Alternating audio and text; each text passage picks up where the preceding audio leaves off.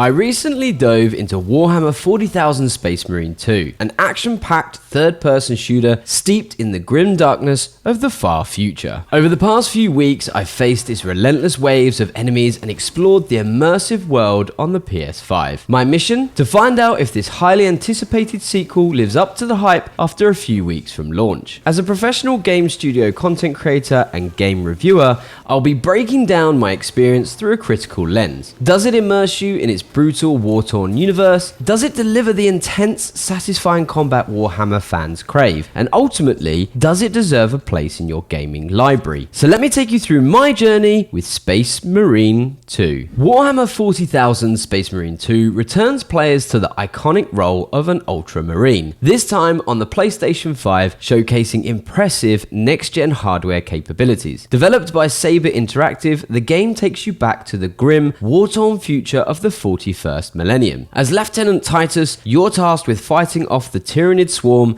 a terrifying alien force bent on destruction. The game's story is built around intense, large-scale battles while maintaining the personal intensity fans expect from the Warhammer universe. The narrative stays true to the Warhammer lore, effectively capturing the relentless nature of the Imperium's war against the alien threat. The world building is incredible, with massive, grim environments that feel alive with the chaos and destruction of war. Whether you're traversing towering fortresses or crumbling ruins, each location is packed with detail that fully immerses you in the Warhammer mythos. The level design offers a good mix of vast battlefields and more intimate spaces for close combat. Space Marine 2 ensures that you're not just watching a dystopian future unfold, you're deeply immersed in it, making every battle feel personal and intense. Warhammer 40,000 Space Marine 2 offers a thrilling, brutal experience with its combat and gameplay mechanics, though it's not without its challenges. The sheer size and weight of your character, Titus, is immediately felt the moment you step into battle. The rumble in the PS5 controller as you stomp through enemies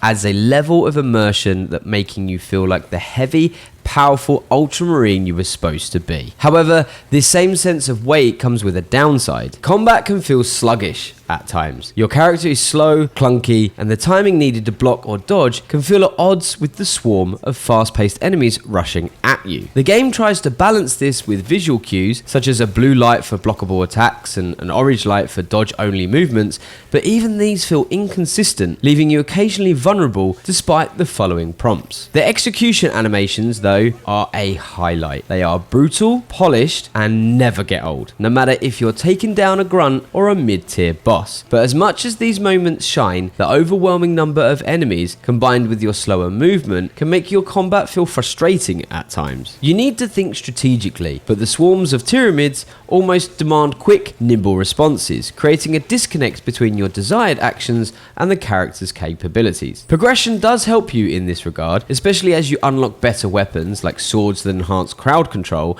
making it easier to manage smaller enemies while reserving powerful attacks for the mini-bosses. Interestingly, discovering the hive mind mechanic where killing mini-bosses wipes out their minions adds an extra layer of strategy. This revelation makes combat more engaging as you start planning how to efficiently clear out enemies while managing your shield and health. Still though, the game's reliance on shields for defense can be really punishing. When your shield is gone, your health drains rapidly, and the only way to replenish it is through aggressive combat or rare health stims. While this aggressive approach to healing keeps the action going, it can feel limiting when you're overwhelmed by enemy waves and are forced to retreat just to survive. In the end, while the core combat is fun and engaging, the heaviness of your character and the sometimes confusing mechanics prevent it from fully hitting the mark. Space Marine 2 offers mixed replayability in my opinion. The core campaign provides 10 to 15 hours of content, which may feel a bit short for those following my advised $1 to 1 hour value metric. As you progress, unlocking new weapons like crowd control swords improves combat strategy, making it more enjoyable to revisit levels. The hive mind mechanic, where killing mini-bosses wipes out their minions, adds an interesting strategic layer, further enhancing the appeal to repeat playthroughs. However, the game's heaviness in the character's movement and inconsistent combat cues